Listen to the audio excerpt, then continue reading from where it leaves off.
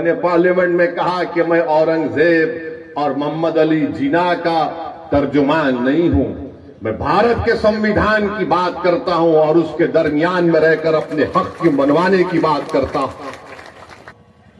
मैं आपको बताना चाह रहा हूं, मुझे भी बड़ी तकलीफ है, आपको भी बड़ी तकलीफ है कि आपने हमारे 5 विधायक को कामयाब किया, जिसको नीतीश कुमार और तेजस्वी यादव ने चारों को खरीद लिया।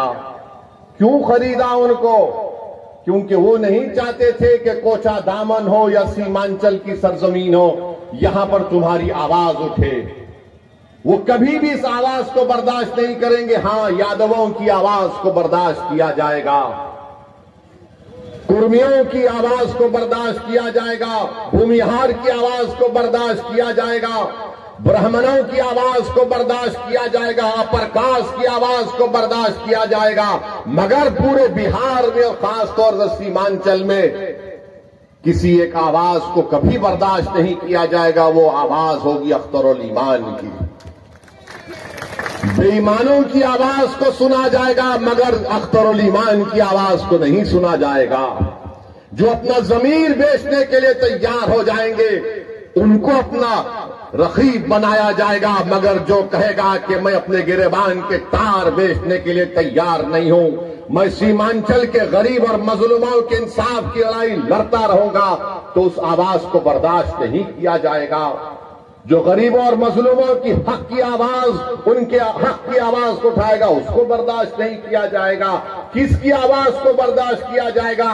जो इन अगियारों की चौखट पर जाकर अपना ईमान बेच देते हैं, जो अपने चेहरों को और अपने सरों को झुका देते हैं, जो बिकने के लिए तैयार है, जो नहीं बिकने के लिए तैयार है, उससे बड़ा इनको डर लगता है कि कौन है ये लोग।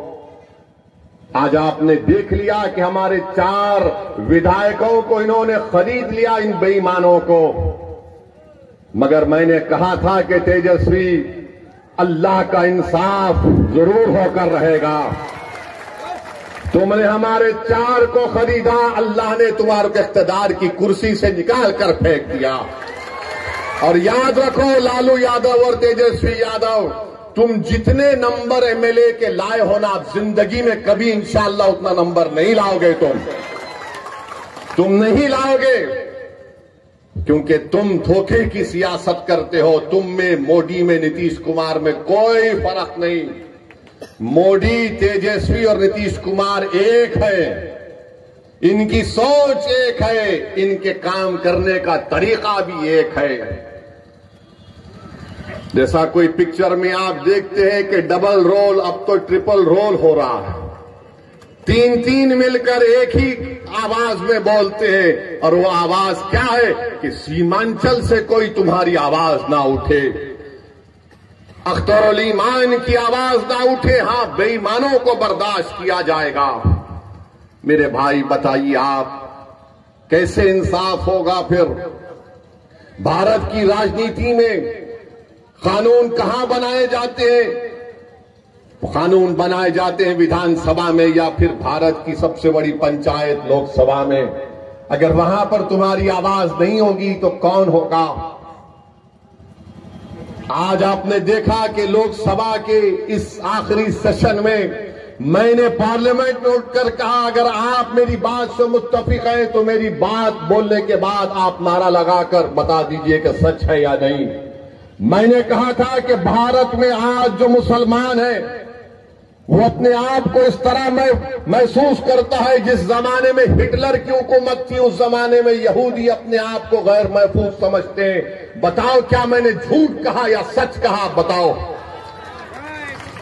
मेरे भाई, यही तो चीज है। हुकूमत के सामने सच्चाई को बयान करना, उनको बताना कि ये हम सोच है, ये तकलीफ हमको हो रही है। मेरे अजीज दोस्तों और बुजुर्गों, मैं आपसे अपील कर रहा हूं कि चाहे सीमांचल हो या भारत हो, अपनी मस्जिदों को आबाद रखो। याद रखो, अपनी मस्जिदों को आबाद रखो। अपनी मस्जिदों को हमको हुक्म दिया गया, अल्लाह ने हमसे कहा गया कि अल्लाह के घर को वही लोग आबाद रखते हैं जो ईमान वाले हैं, जो किसी से नहीं डरते सिवाय अल्लाह के, और जो आखिरत पर भरोसा करते हैं। तो अपनी मस्जिदों को आबाद रखो। चाहे तुम किसी मसलक के हो, मस्जिद तो अल्लाह की है ना। अपने मस्जिदों को आबाद रखो। 600 साल की मस्जिद महरौली की, उसको शहीद कर दिया गया बगैर कोई नोटिस दिए, कोई नहीं बोला। ये पूछना था इनसे, आप जिसको आपने अपना वोट दिया था, किसने महरौली की मस्जिद की बात की? असदुद्दीन ओवैसी ने, मजलिस इत्तेहादुल मुस्लिमीन ने बात की। किसने कहा कि जो कोर्ट का फैसला आया वो गलत है? असदुद्दीन ओवैसी ने कहा। जब कर्नाटका में हमारे बच्चियों से हिजाब छीन लिया गया, किसने कहा? मजलिस ने कहा। बताओ, जब सब मजलिस करती है और कहती है तो ये लोग बोलते नहीं ये मिले हुए हैं। अरे भाई, हम कहां मिले हुए हैं? तुम मिले हुए हो। तुमने नीतीश कुमार का साथ दिया तो आज बीजेपी सत्ता में है बिहार में। मैंने नीतीश कुमार को मुख्यमंत्री नहीं बनाया, तेजस्वी और लालू ने बनाया, और आज नीतीश कुमार मोदी के गोद में बैठकर चाय पी रहे हैं। बताइए, इसका जिम्मेदार कौन है? कभी आप सोचो कि आपने वोट दिया था इनको। गठबंधन गठबंधन, मैंने आपसे कहा था कि देखो नीतीश कुमार, ये लोग बीजेपी को एक दिन सत्ता में लेकर आएंगे। मैं बार बार आपसे कहता रहा, मगर आपके दिलो दिमाग पर गठबंधन का एक जादू छाया हुआ था। नहीं ओवैसी साहब, गठबंधन, मैंने कहा यह गठबंधन नहीं है, ये दोबारा सत्ता दे देगा बिहार में आरएसएस को, बीजेपी को। बताओ अब कौन जिम्मेदार है? मेरी शिकायत आपसे है, मेरी शिकायत तेजस्वी नीतीश मोदी से नहीं है। मैं आपको अपना समझकर, अपना बेटा समझकर, अपना भाई समझकर, अगर मैं गलत कह रहा हूं तो मुझे माफ कर दो। मैं आपसे शिकायत करने आया हूं। मैं कहां पर शिकायत करूंगा? मैं किसके सामने जाकर अपनी बात को करूंगा? मैं तो तुम्हारे घर पे आऊंगा ना।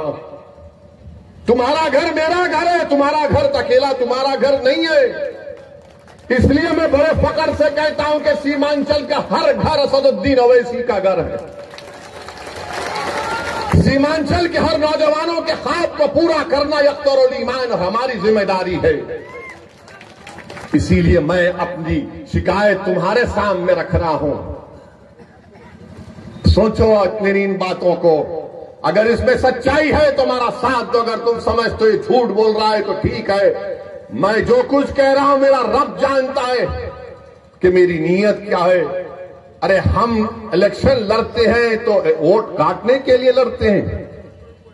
आज आपने देखा, आज मीडिया वाले हमको बता रहे थे, हमारे दोस्त, कि लालू यादव ने कहा कि अभी भी हमारे दरवाजे नीतीशवा के लिए खुले हुए हैं।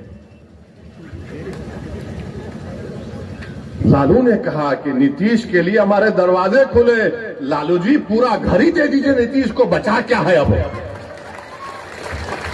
हमारे घर के, आपका घर कहां रहा लालू जी? आप तो पूरा घर दे दिए। उस घर में अब नीतीश और मोदी बैठकर चाय पी रहे हैं। नहीं, नीतीश के लिए हमारे दरवाजे खुले हैं। अख्तरुल ईमान के लिए घर के दरवाजे बंद हैं, क्योंकि अख्तरुल ईमान सच्चाई को बयान करता है। आप बताइए किस तरह आपके वोट का गलत इस्तेमाल किया गया। अगर मजलिस इत्तेहादुल मुस्लिमीन के बिहार के विधानसभा में 5 की जगह और 12 विधायक जीत कर जाते तो मोदी हुकूमत नहीं करता बिहार में।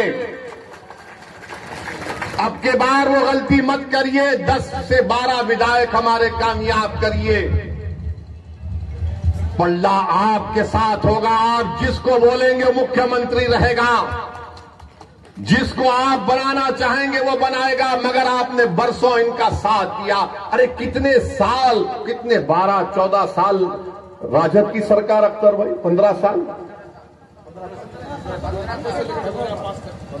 15 साल, और नीतीश कुमार पलटू मास्टर, इनके कितने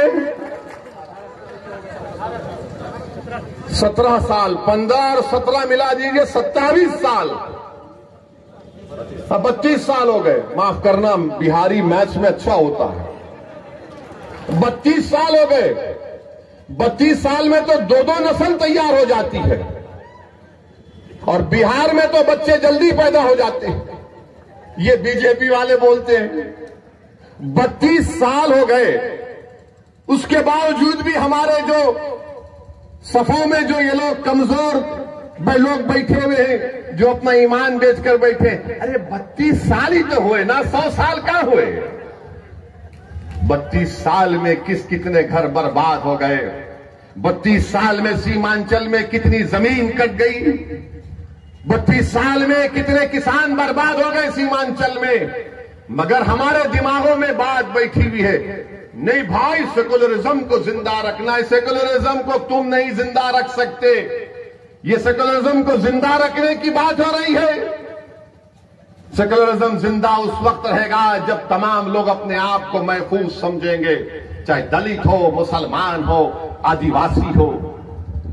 सेकुलरिज्म की बात ये लोग अपने बेटे को मुख्यमंत्री बनाना चाहते हैं। लालू, मेरा बेटा मुख्यमंत्री बन जाए तो बिहार का कल्याण हो जाए, मेरा बेटा मुख्यमंत्री की कुर्सी पर बैठ जाए तो सबका टन टनाटन फायदा हो जाएगा।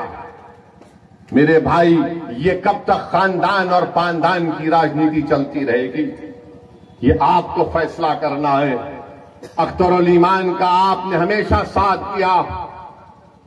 अख्तरुल ईमान ही ने बता दिया आपको कि कैसे 4 तो भाग गए, बंदरों की तरह दीवार कूदकर भाग गए।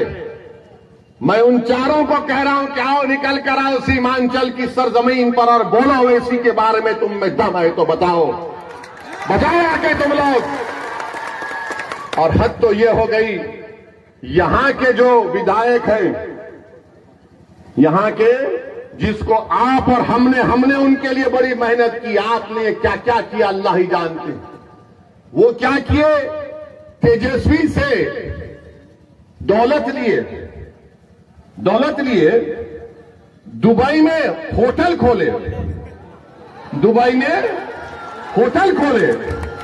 होटल का नाम क्या लिखा, हैदराबादी बिरयानी। चलो शुक्रिया हजरत, कम से कम तुमने हैदराबाद को याद तो किया अपना जमीर बेचकर।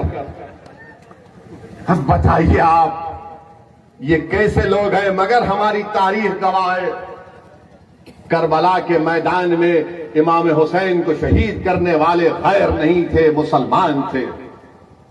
करबला के मैदान में इमाम हुसैन के साथ नमाज पढ़ते थे और नमाज के बाद आले रसूल पर तीर बरसाने वाले मुसलमान थे। टीपू सुल्तान को शहीद करने वाले गैर नहीं थे, मुसलमान थे। सिराजुद्दौला को नुकसान पहुंचाने वाले मुसलमान थे। तो हर दौर में यजीद, मीर जाफर और मीर सादिक रहेंगे, मगर हमको उनसे सबक हासिल करना है। मेरे भाई, अब की बार हम इन गद्दारों से दोबारा नहीं डसे जाएंगे इंशाअल्लाह ताला। मुझे यकीन है कि आप, ये नीतीश कुमार और तेजस्वी यादव ने अपने इख्तिदार के नशे में, गुरूर में और इख्तिदार की दौलत का गलत इस्तेमाल करके उन्हें सीमांचल की आवाज को खत्म करने की कोशिश की। मैं नीतीश कुमार, तेजस्वी यादव को, नरेंद्र मोदी को कहना चाहूंगा कि तुम जमीर फरोशों को खरीद सकते हो, तुम अपने इख्तिदार और दौलत की बुनियाद